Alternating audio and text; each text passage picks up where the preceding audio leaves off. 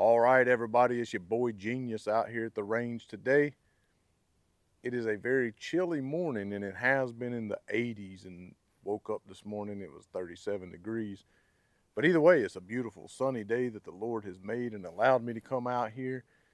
Speaking of the Lord, make sure you know Jesus Christ is your Lord and Savior. As always, please feel free to reach out to me in the comment section or at gsquaredtactical@gmail.com, and let's talk about the Lord. If you don't know him as your Savior, if you don't know what that means, I'd be happy to share the good news of the gospel of Jesus Christ with you. So just reach out and let's have a talk about it. Either way, I wanted to address something real quick. I'll try to keep it as quick as possible. I know I yak a lot. But again, I put up initial videos. I try to read some of the comments, questions people might have. I put up a video on the MC9 Prime. And of course, people started saying, well, what about this with the, um, with versus the Prime? What about that? Blah, blah, blah. And then, of course, I started getting some of the, oh, that looks snappy. I mean, literally, it never fails. Someone will comment that the gun looks snappy. And I will admit, as I've said before, they do look more snappy on camera than they actually feel in person. I don't. It's hard for me to explain, if not impossible. But I don't think it's more snappy. Although I have not shot the MC9 LS in a little while, so I do plan to do that side by side. But I wanted to clarify a few things, clear up a few things.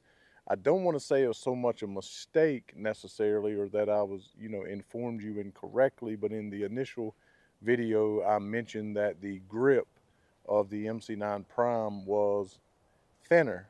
Okay, if you look on the spec sheet, it actually says it's 1.16, and on the original MC9 LS or the L, it says 1.2. Well, they're looking at an over, so the widest point of the grip is how they're measuring that. Okay, so if it's thinner at the top, if it's thicker at the bottom, or thinner at the bottom, whichever the widest point of that grip is, that's where they're measuring it, okay? When I found that out, my initial thought was like, well, why does it feel so much better in the hand? Why does the Prime feel so much better in the hand? And we'll talk about that here in a second.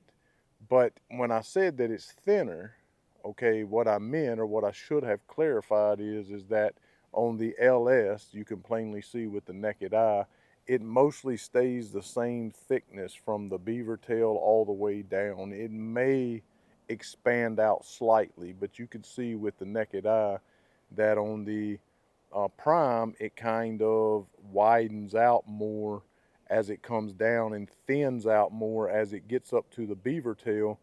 And so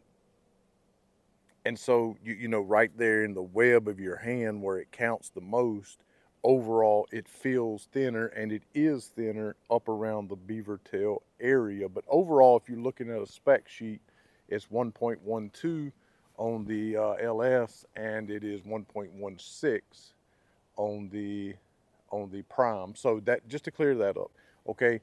And then I've had some people that I often do. One of the most absurd comments probably in the last year was when I did the review on the Prodigy comp, and I was going on about how much flatter shooting it was than my original Prodigy, and the only real beef that I had with it was how dirty it got, how fast it got dirty, and needed to be clean in order to maintain accuracy and recoil response, okay? But it was super flat shooting, probably in the top 3 or 4 of flattest shooting guns I've shot in the last year. But yet 11 or 12 people came out and said, man, that thing looks snappy. I have the original Prodigy, and I'll just keep my original Prodigy. That doesn't look any less snappy than the other one. Then you got to clean that comp and everything like that. I don't carry ported guns. And I get the feeling from reading those comments that it's a matter of they are convincing themselves that that is true. Because, and in the case of that one, again, I don't know about these two, but in the case of that one, that was the most absurd 11 comments I've ever read. Because in no way, no way, not on camera, not by the naked eye, and certainly not by feeling and shooting the gun, was it anywhere close to as snappy as the original Prodigy. Not that it was snappy itself, right? And so what I've begun to learn is that I think it was a matter of that individual confirming his purchase of his original Prodigy, and the FOMO thing, like a fear of missing out on the newest release, and why didn't I wait and get that, or hold out and buy that one? Oh, I didn't need that one anyway. It's way more snappy. What benefit am I getting from it? And just and maybe they're convincing. Maybe they actually see that because they're lying to themselves because they don't want to go out. And how do I know that? Because I've been there. I've done that. I've done it myself.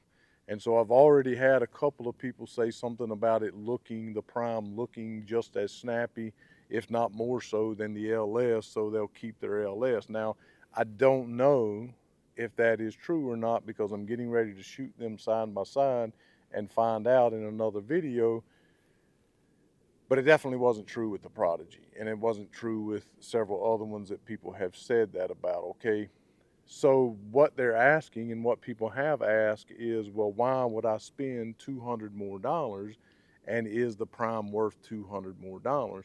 Well, let's go through some of the things that are different. So you get this Pelican Vault type case. I mean, it looks so much like a Pelican Vault case that I wonder if maybe Pelican made it for them, a case that you can carry on the airplane and whatnot.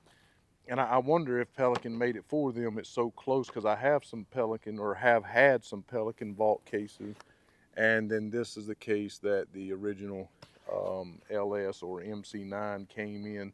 So very, very different, if you will. So just that case, if indeed it is a Pelican Vault case and that's what it looks like, you're talking 50, 60 bucks, okay? So there's 50 or 60 bucks of it. If you were to go out and you were to buy this trigger that is on the Prime, if you were to buy this trigger, which I know a lot of people do, aftermarket, to install in your original MC9 or MC9 LS, I'm thinking you're going to spend somewhere around 80 bucks, okay? I'm just tossing that out there on a low end. This is a much, much better feeling trigger. I can't, so with it being more flat face, and I'm going to try, as I mentioned or said that I would, with it being more flat face, and man, the serrations, I can't explain it, but the serrations or the texturing on that safety, I hate center blade safeties, but I don't hate this one. Like, it just feels so good on the finger. Like, it's just, it's just a great index point, right? And so it hits right there at 90 degrees and breaks right there, okay? It's not a rolling break, it breaks right there. It's very defined. So, and very predictable, okay? Great trigger on the original MC9 for sure, and the LS, no question about it. Great trigger, but it's not as good. Not as good at all, okay? And then let's flip it around here. Oh my goodness. I mean, it's like I just barely released the pressure on my finger, and it just, reset itself almost. That's what it felt like, right? And again, that is pretty common. People get tired of hearing about that, but it is pretty common with the Canic brand pistols, okay? But again, if you were to upgrade and get this trigger, you're probably talking, I don't know, let's say 60, 80 bucks. I don't know. So let's say between the case and the trigger, 120 bucks, okay? So what else do you get? Well, you get the flared mag well. I would imagine that if you tried to purchase a flared mag well for your Canic aftermarket, I don't know, maybe if you went with a Canic brand, if they even offer one, or if you went with a brand of another manufacturer, you could be anywhere from as little as $20 to $40, depending on which one you went with. Could be even more, but let's stay somewhere in the middle, around $25. So you're looking at, a $60 case, a $60 trigger. So you're looking at 120 bucks, let's say 20. So you're looking at $145 right there in those three things, okay? So let's look at what else might be different about the gun, or is in fact different about the gun. Well, you have night sights on your Prime, okay? I don't know if you've bought the night vision night sights. I don't know if you've bought night sights recently, but I've bought sights, and I know that those sights would probably cost you somewhere around at least 80 bucks, maybe even 100. maybe even more than that. I mean, some night sights are extremely expensive. So I haven't looked into the price of night vision night sights, but these are very nice set of sights, okay? So let's stay on the lower end of that and say 80 bucks. And so what is that? So that'd be 205. So what is that? 225, something like that. That's probably wrong, but anyway, so already between the night sights, the flared magwell, the trigger, already you have the, you have upgrades that are worth, and of course the Pelican case, the trigger, the night sights, the flared magwell. You definitely already have the difference in the $200 that you would pay purchasing this versus the MC9 LS or the original MC9. But for me, okay, forget about the monetary part of it. So yes, you have the night sights, you have the flared magwell, you have the Pelican case, you have the aluminum flat faced trigger. Okay, great, wonderful. But send your gun off and have it ported and see how much that costs. That's not going to be cheap. I don't even want to I'm not even going to throw a number out there on that. I guess it depends on where you send it. So, absolutely it's worth $200 more. Absolutely. Without question. It might be worth $300 more, maybe even $350, but definitely worth 200 more dollars than the MC9 LS. And this might even drop in price, with the lightning cuts in this line.